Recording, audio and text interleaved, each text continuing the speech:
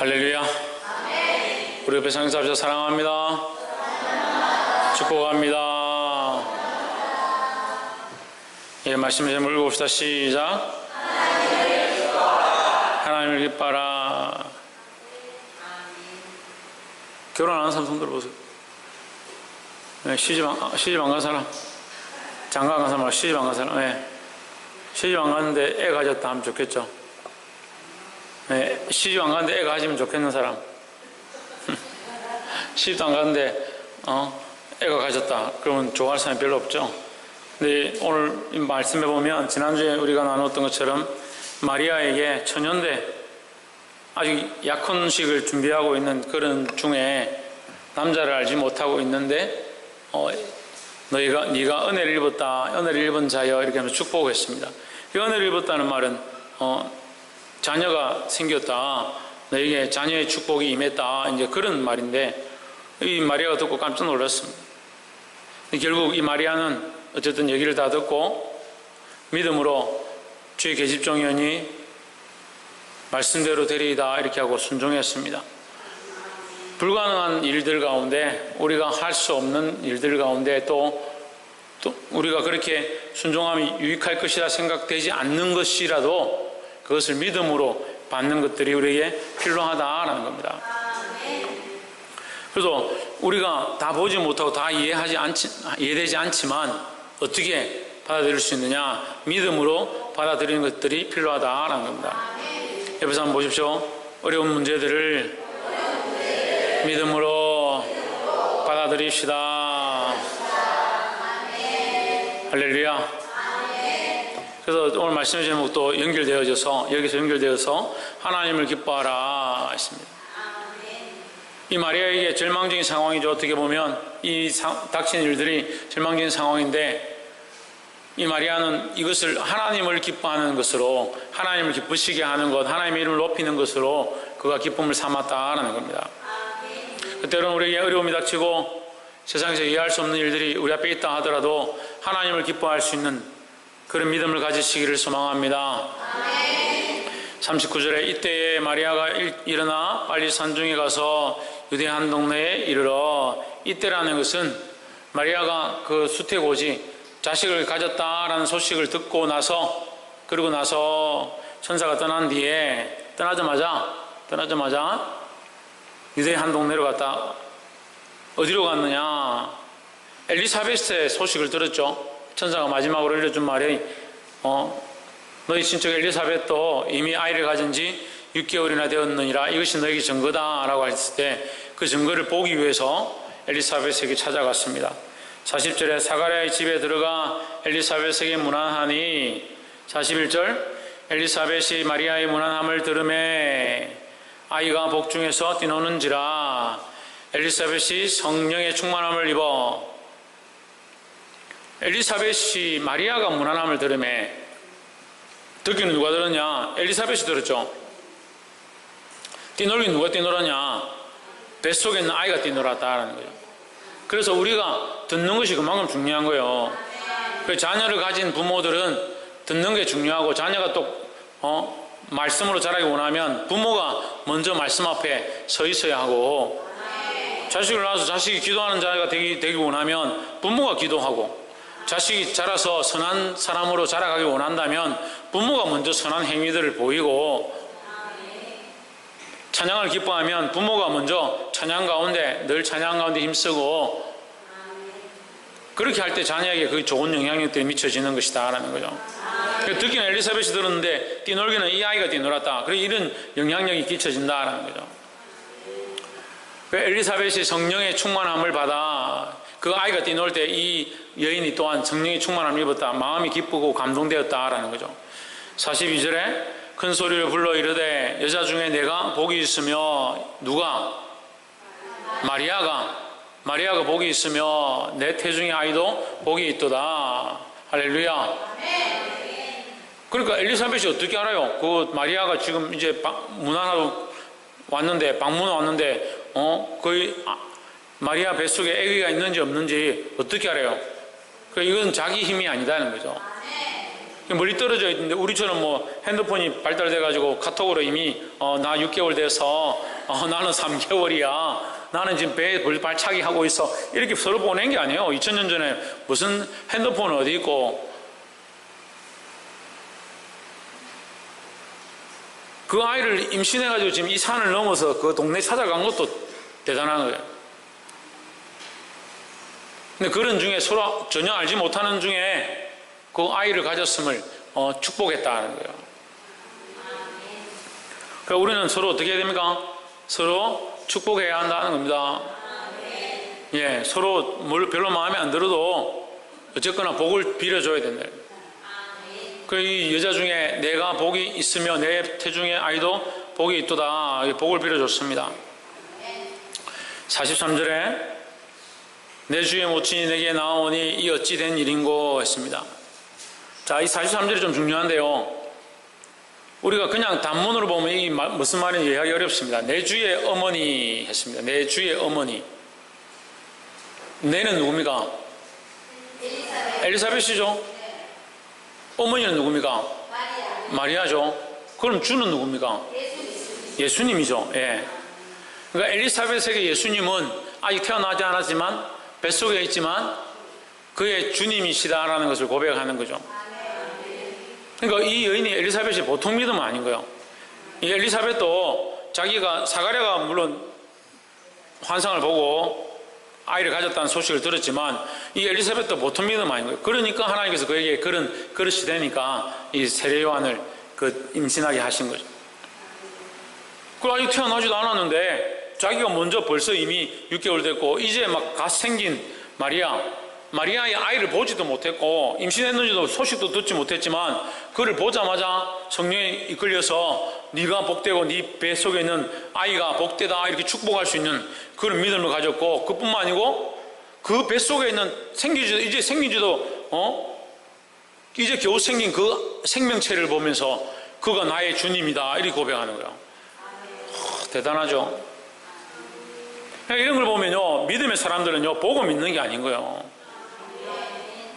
근데 참 그럼 우리는 참 한심하죠. 보고도 못 믿어요. 보고도.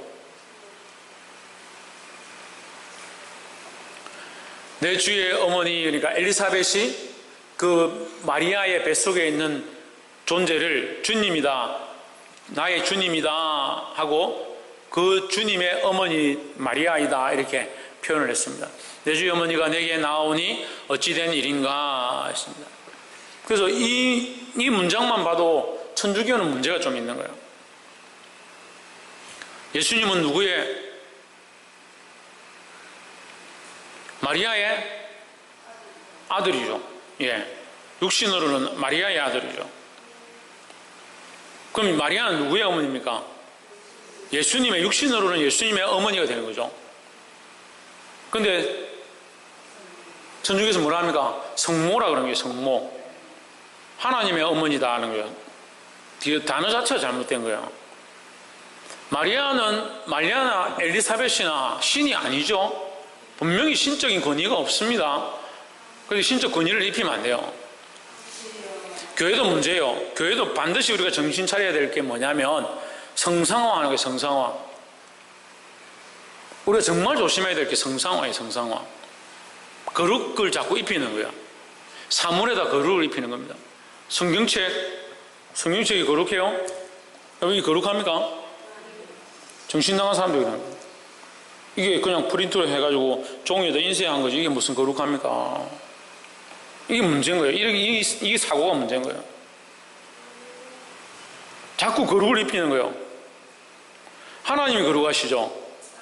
예수 그리스도 거룩하시죠? 성령이 거룩하시죠? 보입니까? 안 보입니까? 안 보이잖아요. 안 보이는 분이 거룩한 거예요. 그래서 자꾸 인간을 어떻게 합니까? 형상화하는 겁니다. 그걸 만들어내는 거예요. 하나님은 이런 분인 것처럼 그림을 그리고 이런 분인 것처럼 형상을 만들고 그 하나님이 이게 하나님이다. 그래 이 거룩하다. 이스라엘 백성이 금을 백성들한테 귀걸이와 금고리와 가락지를 가져오라 그걸 녹여가지고 부었더니 송아지가 나왔다 하면서 아론이 만들어준 그 금송아지 앞에서 음란하게 행하고 이것이 우리를 애굽에서 인도하여 낸 신이다, 야훼 하나님이다 라고 했던 그 만들어낸 부어 만드는 그 형상으로 만들어진 그것이 하나님이라 했던 그 폐역을 하나님께서 그것을 갈아서 그 백성들의 입에 먹이고 죽였습니다. 근데 그 후손들이 똑같이 그렇게 하는 거예요. 자꾸 만드는 거예요. 하나님의 형상으로 만드는 거예요. 눈에 보이게 하는 거예요.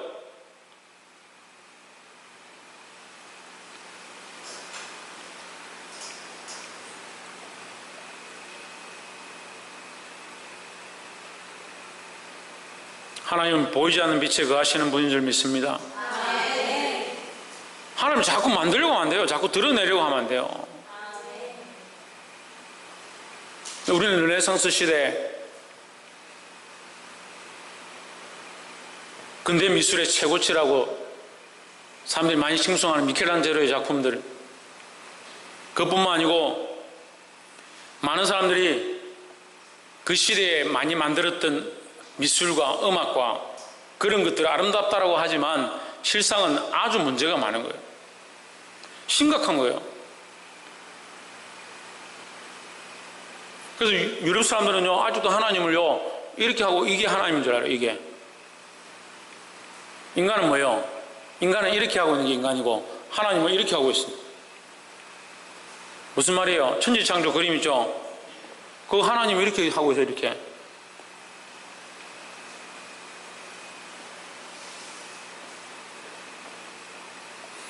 계속 성상화는 계속 성상화 하다 안 되니까 컵도 거룩하고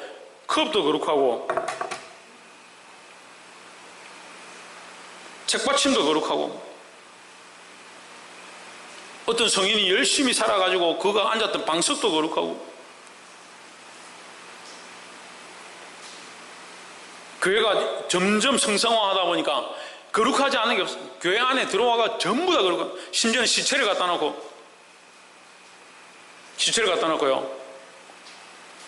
저분이 이 교회를 지었고 자기 몸을 헌신하고 자기 삶을 다 내어들어서 저 사람 정말 거룩한 사람이다, 성인이다. 그 사람을 거룩하게 만들어버려요.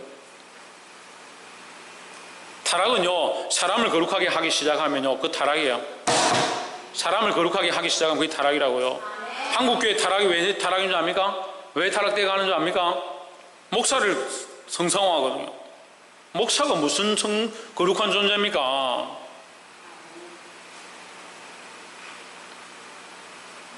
근데 인간이요, 자꾸 그 어떤 목표, 현물, 현존, 눈에 보이는 거, 현시적인 거, 그런 것도 자꾸 쫓아가는 거예요. 원래 이렇게 십자가도 만들면 안 돼요. 예수님이 여기 달려서 돌아가셨어요. 여러분, 이 나무떼기 이거 믿으면 천국 가는 거예요.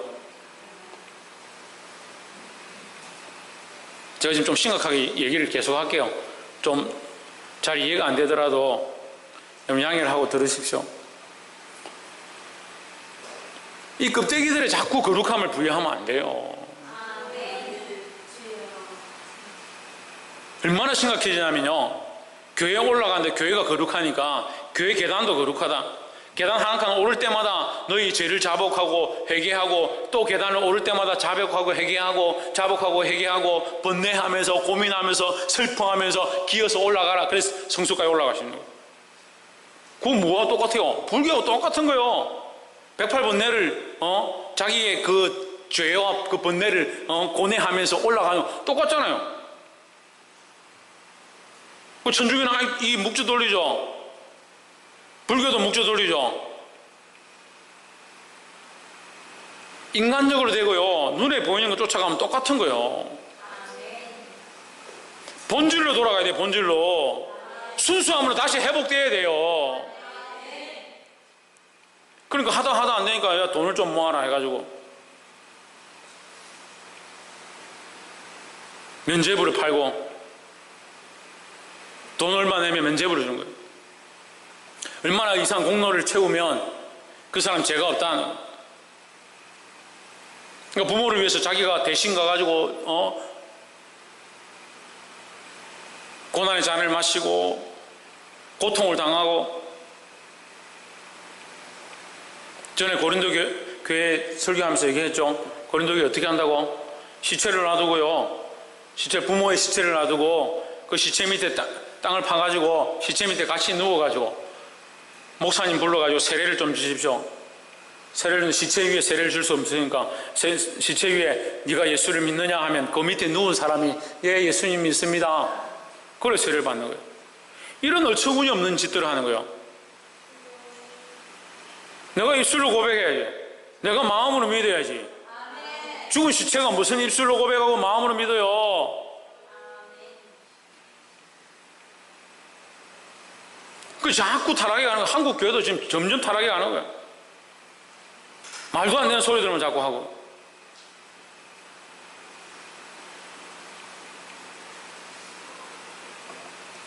목사를 거룩하게 보면 안 돼요. 목사도 똑같은 사람이에요. 우리 교회는 너무 똑같은 사람으로 취급해서 그게 좀 문제긴 하지만 좀 귀히 여기면 좋겠는데 우리 교회는 너무 우습게 생각해가지고 말을 안 들어가지고 저는 부족하고 저도 인간이고 아무것도 아니죠. 하지만 저를 통해서 전파되어지는 하나님의 말씀, 이것이 말씀에서 벗어나지 않으면 이건 존귀한 부분이에요. 그 말씀을 잘 들어야지.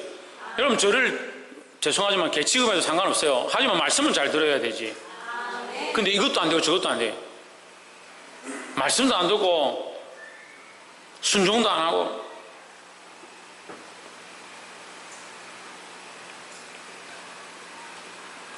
그리고 중요할 때 결단해야 될 때 있으면은 목사님 왜 그렇게 하냐고. 목사님 우리한테 왜 그러냐고.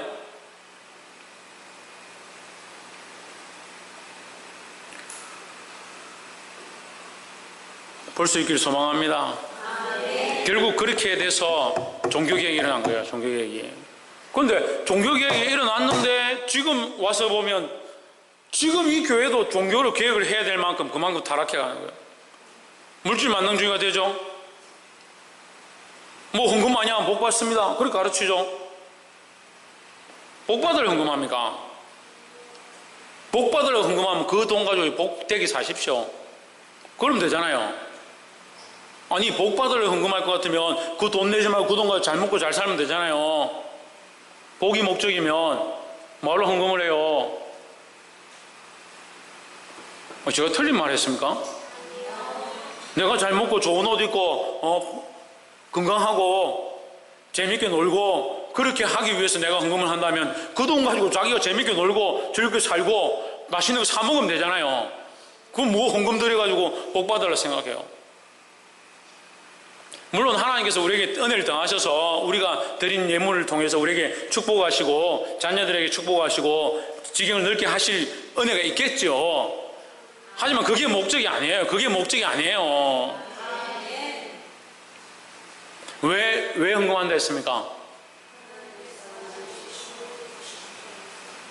아이고 왜 헌금한다 했습니까? 이렇게 자신이 없는데 어떻게 헌금을 그렇게 많이 해요? 왜 신희경 왜 헌금합니까?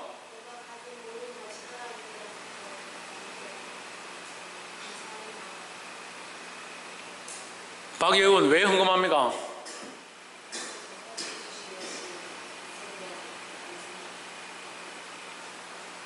최원영 왜 헌금합니까? 뭐가 그리 감사합니까? 연십사님 왜 헌금합니까?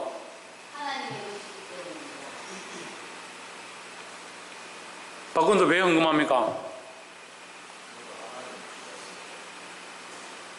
서건태 왜 헌금합니까? 복 받으려고 하는 게 아니고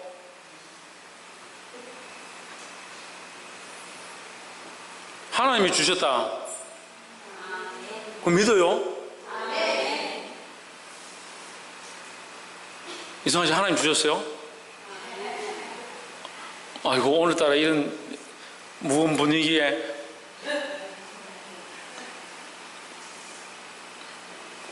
아니 이거 진지하게 생각해봐요. 진지하게. 목사님 늘 설교하면 그냥 쭉 대본대로 읽어가지고 이게 이제 끝났습니다. 빨리 마칩시다. 뭐 그렇게 하길 바라는 건지 모르겠지만 말씀이 여러분 삶이잖아요. 말씀을 듣고 그렇게 살아야 될 거 아니에요. 그렇지 않으면 뭐 하려고 지금 제가 이러고 있어요. 시간만 축 내고. 우리가 형상화하는 것처럼 자꾸 거룩하다 이게 거룩하고 이 화분이 거룩하냐? 화분이 왜 이게 이 꽃을 여기 했습니다. 누가 그러더라고. 아유, 어떻게 감히 강단에 생화를 안 하고 이 조화를 올려가지고 말이야 다 죽은 것들을 올리고 생화 못 들고 조화 못 듣노? 나는 생화하면 더 좋겠지만 생화하면 하나님 찬양하고 조화하면 하나님 못 찬양하고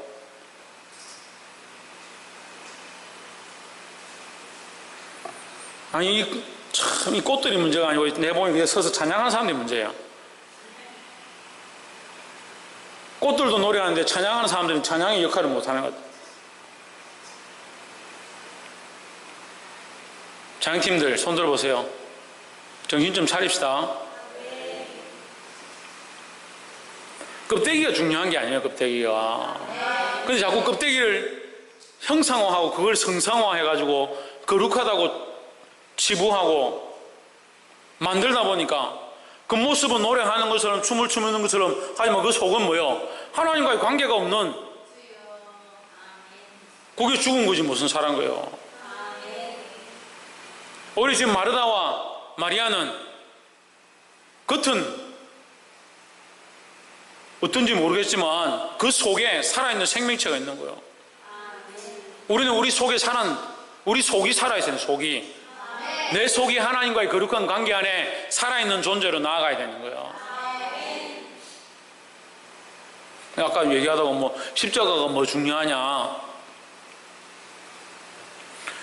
기독교 100주년 맞아서 지금 한국 기독교 100주년, 기독교 100주년, 한국 기독교 100주년 맞아서 교회에서 십자가를 없애자는 운동이 있었어요. 왜 십자가를 없애자 하느냐? 십자가라는 그 형상 자체가 구원의 길이 아닌데 사람들은 십자가를 너무 신격화하는 거예요. 지금 우리가 목걸이나 이런 것도 덜하지만 전에는 십자가 목걸이 하고 십자가 팔찌하고 성경 째깔피도 십자가 하고 그것도 은색은 또 안 쳐줘요. 금색을 해야 되고 웃을 일이 아니라 우리가 너무 형상에 집중하는 형상에 치우치고 십자가가 무슨 상관이 있습니까? 고대에는요 십자가가 이렇게 생기지 않고 십자가가 이렇게 일자처럼 생겼다라는 주장도 있어요. 막대기처럼 그냥 생겼다고. 그런 모양 겉으로 드러나는 거 그게 중요한 게 아니에요. 그것은 도울 뿐이다. 우리의 보이는 것들은 보이지 않는 것을 도울 뿐이다 하는 거죠. 우리의 모양은 뭐예요? 우리가 정성을 다해서 헌금을 하고 정성을 다해 찬양하는 것은 우리의 보이지 않는 내면을 정성을 다해서 살아계신 하나님 앞에 드러내기 위한 방법의 표현이지 겉으로 보여진 이 껍데기가 진실이 아니에요. 겉으로 보여지는 게 중요할 것 같으면 저는 여기 서면 안 돼요. 얼굴 하얗고 반짝반짝하고요. 항상 미소를 지니고요. 우리 김정신 집사님처럼 이렇게 좀 밝게 웃으면서 이렇게 말할 수 있는 사람이 설교를 해야지. 아니면 우리 김성수 목사님 차라리 더 나아요. 저는 뭐 볼 게 뭐 있습니까? 제가 볼 게 있어요? 네, 볼 게 진짜 없는가 봐요. 껍데기를 가는 게 아니다. 껍데기 모습을 쫓아가는 게 아니다라는 거죠. 그래서 엘리사벳의 믿음이 왜 대단하냐? 1장 43절에 내 주의 어머니가 내게 나오니 했습니다. 마리아가 자기 조카인데 그 속에 아기가 지금 잉태했다는 소식을 이제 알게 되었는데 그 속에 어떻게 보면 조그마한 몇 주 되지 않은 생명체, 그 생명체를 보고 나의 주님이다 라고 고백하는 거예요. 대단한 믿음이라는 거예요. 보지 않고도 믿는 믿음을 회복하기를 주의 이름으로 축복합니다. 44절에 보라 내 무난한 소리가 내게 들릴 때에 아이가 내 벽 중에서 기쁨으로 뛰놀았도다. 그 마리아의 무난한 소리를 들을 때에 이 마르다의 뱃속에서 세례 요한이 기뻐 뛰놀았다라는 거죠. 어떻게 가능합니까? 성령으로 가능합니다. 성령으로. 인간적인 지식으로는 이해할 수 없는 일이다라는 거죠. 45절 믿은 여자에게 복이 있도다. 주께서 그에게 하신 말씀이 반드시 이루리라 하십니다. 누구에게 복이 있다? 네, 믿은 자에게 복이 있다. 믿은 자에게. 그 믿음으로 이 마리아가 받아들였다는 거죠. 자기가 잉태할 수 없고 이런 일이 일어날 수 없는 줄 알았지만 그 믿음으로 받아들일 때 하나님의 역사가 시작되었다라는 겁니다. 옆에 사람 보십시오. 믿음으로 받아들임으로 하나님의 역사가 우리 안에서 시작될 것입니다. 믿음으로 받아들일 때에 하나님의 역사가 우리 안에서 시작된다라는 거예요. 우리는 다 그렇게 기도합니다. 하나님의 역사가 우리 안에 일어나기 원합니다. 우리 가정에 일어나기 원합니다. 우리 삶에 일어나기 원합니다. 근데 뭘 하잖아요? 믿지 않으니까. 믿음의 일을 시작할 때 하나님 우리 가운데서 역사하기 시작한다는 거예요. 이것을 믿는 자들 가운데 보게 될 줄 믿습니다. 46절 마리아가 이르되 내 영혼이 주를 찬양하며, 이제 요 밑에 말씀은 마리아가 성령이 이끌려서 찬양의 시를 부르기 시작하는 말씀입니다. 47절 내 마음이 하나님 내 구주를 기뻐하였음은, 사실 처녀가 아이를 가졌는데 지금 별로 기뻐하지 않을 수도 있죠. 근데 그는 누구를 기뻐하냐? 하나님을 기뻐했다는 겁니다. 그래서 사실 이 현실과 동떨어져 있는 이 마리아의 이 신앙 본받게 되길 소망합니다. 48절 그 계집종의 비천함을 돌아보셨습니다. 보라 이제 후로는 만세의 날을 복이 있다 일컬으리로다 하십니다. 그게 대단하죠. 지금 당장은 돌에 맞아 죽을지 모르겠지만 그런 난처한 상황 가운데 있지만 마리아는 지금 당장 닥칠 일들을 생각하지 않고 미래를 바라보고 하나님께서 만세에 쓰실 일들을 노래하는 거예요. 나를 통해 구주가 나시고 그 구주가 많은 사람들을 옳은 대로 이끌어드린 자가 되었다. 그 노래를 그 복을 내가 받게 될 것이다 하는, 그걸 결국 믿음으로 받는 거죠. 49절 능하신 이가 큰 일을 내게 행하셨으니, 누가 능하십니까? 예, 하나님이. 그래 마리아는 사람의 능력으로 된 것이 아닌 줄 아는 겁니다. 큰 일을 내게 행하셨으니 그 이름이 거룩하시며, 50절에 긍휼하심이 두려워하는 자에게 대대로 이르는도다. 51절 그의 팔로 힘을 보이사 마음의 생각이 교만한 자들을 흩으셨고 하십니다. 자, 51절부터는 이제 비교급으로 나오는데요. 교만한 자를 흩으셨으면 겸손한 자는 어떻게 한단 말입니까? 모으신다는 거죠. 겸손한 자를 모으고 겸손한 자를 회복해 하고 잃어버린 자를 돌아오게 하고 가난한 자를 부하게 하시고 포로된 자를 자유케 하시고 묶인 자를 놓이게 하시는, 그것이 누가 하느냐? 그것이 예수 그리스도에게 임한 성령으로 말미암아 일어날 구원의 일들이라는 거예요. 52절에 권세에 있는 자를 그 위에서 내리치셨으며 비천한 자를 높이셨고, 53절 줄이는 자를 좋은 것으로 배부리셨으며 부자를 공수로 보내셨도다. 결국 하나님께서 이 일을 위해서 그리스도를 보내셨다. 54절 그 종 이스라엘을 도우사 긍휼히 여기시고 기억하시되. 자, 54절 이 말씀이 뚱딴지 같이 뚝 나온 것 같아요. 이게 무슨 말이야? 이렇게 할 수 있지만 그 종 이스라엘 도우사, 그럼 이스라엘은 가난하고 홀로 되고 외롭고 힘든 그런 모양인 거죠. 이스라엘은. 지금 이스라엘 나라가 크기가 얼마나요? 지금도 작죠? 예, 이스라엘이 굉장히 작습니다. 그러니까 온 세계 가운데서도 이스라엘이 굉장히 작고, 이스라엘이 있으면 중동이 계속 공격해서 괴로운 그런 상황이죠. 지금도 그랬지만 실제로 이 시대에도 그랬어요. 이 시대는 로마의 압제를 당하고 있던 시대였죠. 그러니까 역사적인 모양도 이스라엘은 항상 연약하고 양 같고 피해를 당하고 도움이 필요했던 그런 작은 나라였다는 거예요. 그 작은 나라를 누가 도우시냐? 하나님께서 도우시고 긍휼을 베푸신다는 거죠. 오히려 부자나 강한 자들은 쫓겨가고 부끄러움을 당하게 되고 빼앗기게 된다라는 것이죠. 55절 우리 조상에게 말씀하신 것과 같이 했습니다. 여기 말씀하신 것은 약속하신 것으로 해석할 수 있습니다. 그러니까 우리 조상과 언약한 것 같이 우리 조상에게 이스라엘 조상에게 뭘 약속하셨습니까?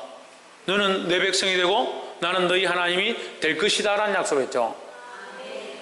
그러니까 하나님께서 이스라엘과 약속했던 아브라함과 약속했던 이삭과 약속했던 그 약속, 그들의 구원자가 되겠다, 그들의 하나님이 되겠다고 하셨던 그 약속,